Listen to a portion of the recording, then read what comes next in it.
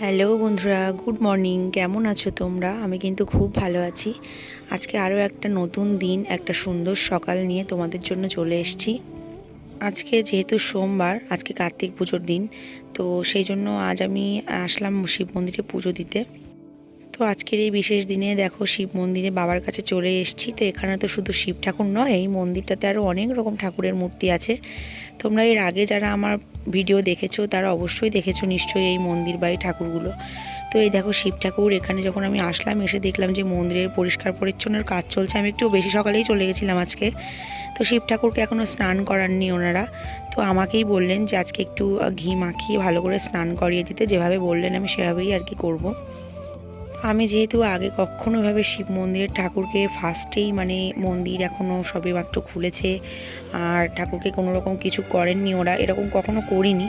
তো একটুখানি বাধো বাধো লাগছিলো যে কীরকম কি পারবো না। তো যাই হোক, যিনি পুরোহিত ছিলেন উনি পরিচিত আমার। তো উনি আমাকে বলে দিলেন যে মনা এটা এইভাবে কর। তো আমি সেভাবে শুনে নিয়ে আর কি করলাম।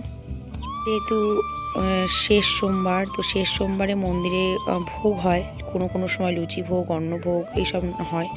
তো আজকে কোন ভোগটা হবে আমি ঠিক জানি না, তবে ভোগ হবে এটুকু জানি। তো পুরোহিত মশাই আমাকে বললেন যে আর কি ঠাকুরকে ভালো করে ঘি মাখিয়ে তারপরে দুধ গঙ্গার জল দিয়ে স্নান করাতে। তো আমি সঙ্গে করে দুধ তো নিয়েই গেছিলাম, কিন্তু ঘি আর নিয়ে যাওয়া হয়নি। তাই মন্দির থেকে ঘিটা নিয়ে নিলাম আর ঠাকুরকে ভালোভাবে আর কি মাখিয়ে দিচ্ছি। তো যেহেতু আমার ফ্রন্ট ক্যামেরাটা অন করা আছে, ওই জন্য উল্টো দেখাচ্ছে। তোমরা যেন মনে করো না যে আমি বাহাত দিয়ে কিছু করছি ঠাকুরের কাজ। সকাল সকাল স্নান করে বেশ একটা সুন্দর ফ্রেশ মুডে আর কি মন্দিরে গিয়ে যখন দেখলাম যে আমার ঘাড়ে দায়িত্ব পড়েছে আজকে ঠাকুরকে ফার্স্ট স্নান করানোর, তখন কিন্তু মনের দিক দিয়ে খুব ভালো লাগছিল, একটা ভালো অনুভূতি হচ্ছিল। আর ঠাকুরকে যখন আমি এভাবেই আর কি ঘি মাখাচ্ছিলাম, তখন বেশ মনে হচ্ছিল যে সত্যি একটা ভালো কাজ আমাকে দিয়েছেন। তো তোমরা যেহেতু জানোই যে আমার ফোন ধরে দেওয়ার বা ক্যামেরা ভিডিও করে দেওয়ার কোনো মানুষ নেই, আর আমি একাই গেছি, আমার সঙ্গে মন্দিরে কেউ যায়নি। তাই আমি একটা জায়গাতে ফোনটাকে হেলান দিয়ে রেখে তাই আর কি ভিডিও করছিলাম। তো যাই হোক, ঠাকুরকে ঘি মাখানো কমপ্লিট। এবার দেখো আমি দিচ্ছি দুধ, আর ওর মধ্যে একটু গঙ্গার জলও মিশিয়ে নিয়েছি। আর কালকে যখন হাঁটতে গেছিলাম সেই সময় বেশ কিছুটা আকন্দ ফুল তুলে এনে রেখেছিলাম রাস্তার ধারের গাছ থেকে। তো সেই ফুল দিয়ে ঠাকুরের জন্য একটা মালাও বানিয়েছি, অনেক দিন পর ঠাকুরকে একটা মালা বানিয়ে দিলাম, শিব ঠাকুরকে মেনলি মন্দিরে আসার জন্য। বাড়িতে তো গোপালকে দেওয়াই হয় টুকটাক সব সময়, কিন্তু শিব মন্দিরে অনেকদিন মালা গেঁথে আনা হয় না। আর বাড়ির গাছ থেকে একটা বড় গোলাপ ফুল নিয়ে এসেছি আজকে, জানো। তো আজ আমি ঠিক করেছি যে একটু দুধ কলাও দেবো। তো সেই জন্য দুধ কলার যে সরঞ্জাম সেগুলোকেও সঙ্গে করে এনেছি। পাশে যেহেতু মনসা মন্দির আছে, তো দুধ কলাটা সচরাচর দেওয়ার সুযোগ হয়ে ওঠে না। তো সেই জন্য মনে করলাম যে আজকে একটু দুধ কলা দিয়ে দেবো, যেহেতু উপোস আছি, মন্দিরে যাচ্ছি, আর পাশে মনসা ঠাকুর আছে, সঙ্গে কাঁচা দুধ আছে। তো কলা আর খোলা যেটা আর কি জোগাড় করে নিলাম, নিয়ে ঠাকুরের কাছে চলে গেলাম মন্দিরে। আমাদের বাড়ি থেকে জানো তো প্রত্যেক সোমবারে শিব মন্দিরে পুজো পাঠানো হয়, বাবার বাড়ি থেকে। আমি যেহেতু এই সময়টা বাবার বাড়ি আছি, তো সেই জন্য আমি ভাবলাম যে প্রতি সোমবারে তো যায়, তো আমি এখানে যখন আছি আজকে আমি নিয়ে চলে যাই। তো আমি নিয়ে গেলাম। আর ছেলে তো বাড়িতেই ছিল, ওকে বাড়িতে রেখেই গেছি, কারণ ও এত দুষ্টু, আমাকে একটু শান্তিতে পুজো করতেই দিত না, দৌড়াদৌড়ি করতো, এটা ধরতো ওটা ফেলতো, মেনলি বাচ্চারা যেমন হয় আর কি। তো এই মন্দিরটাতে কিন্তু আমাদের আসা যাওয়া আজকের নয়, অনেক বছরের পুরনো।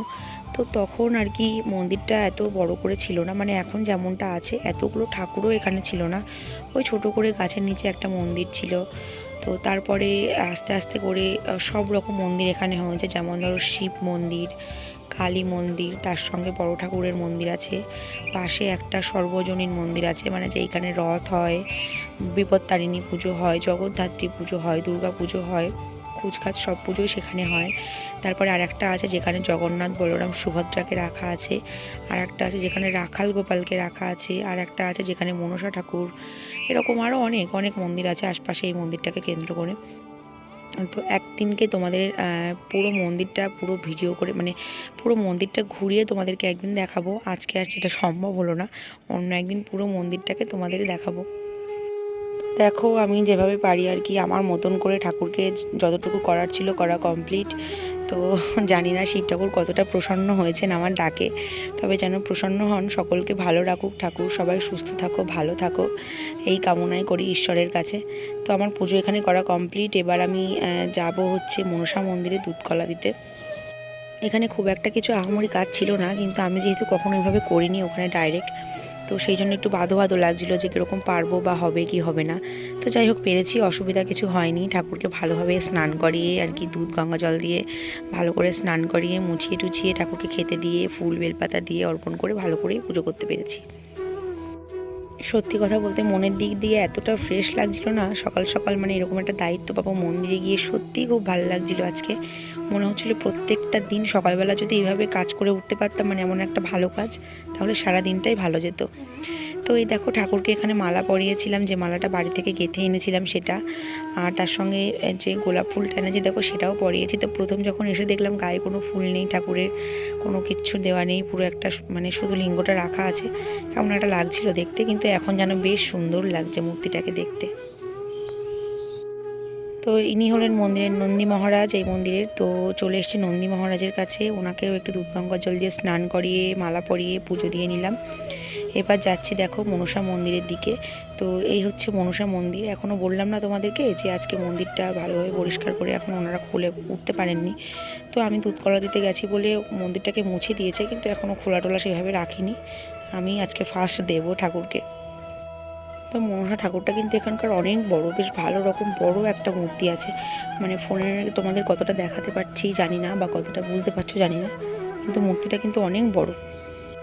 আমার আজকে মূলত দুধ কলা দিতে আসার একটাই কারণ, এমনিতে অনেকদিন দেওয়া হয়নি সে তো আছেই, তা বাদেও না আমি আজ কদিন ধরে শুধু সমানে সাপ দেখছি, কেন তা জানি না, মানে বাড়ির আশপাশে বাইরে চারিদিকে শুধু সাপ দেখছি। তো সেই জন্য ভাবলাম যে যাই একটু দুধ কলা দিয়েই আসি। তো দেখো সঙ্গে করে যে মাটির খুলি কিনে এনেছিলাম ওগুলোকে আগে থেকে ধুয়ে নিয়েছিলাম, তো সেখানে দিয়ে দিলাম দুধ আর কলা, ঠাকুরের উদ্দেশ্যে নিবেদন করে দিলাম, দিয়ে একটু আরতিও করে দিলাম। আসলে বাড়ির পুজো দেওয়া একরকম, আর কোনো মন্দিরে গিয়ে, মানে মন্দিরে এখনও পুরোহিত মশাই কিছু করেননি, আর আমাকে বললেন যে তুমি আজকে ফার্স্ট দিয়ে দাও, পরে আমরা যখন ভোগ হবে তখন দেবো, তখন পুজো করাটা একরকম। তো একটু বাধো বাধো লাগছিলো, মানে ভাবছিলাম পারবো কি, মানে পারবো কি পারবো না, ভুল হবে কি, ভুল ত্রুটি কেমন হবে কি হবে না। তো যাই হোক আমি যেভাবে পারি সেভাবেই দিয়েছি। আমার কাছে মনে হয় ঠাকুরকে অনেক ফল মিষ্টি অনেক কিছু আরঞ্জম থেকে মনে হয় ভক্তিটাই আসল দেওয়ার জন্য। তো যেভাবে পারি আমি আমার মতন ভক্তি থেকে ঠাকুরকে ডেকেছি, পুজো দিয়েছি। তো তোমরা সবাই ভালো থাকো, সুস্থ থাকো, এই কামনা নিয়ে আজকের ভিডিওটা এই পর্যন্ত এখানেই শেষ করলাম। তো সকলের আজকের দিন খুব ভালো কাটুক, সবাই ভালো থাকো, সুস্থ থাকো, ঈশ্বর সবাইকে ভালো রাখুক।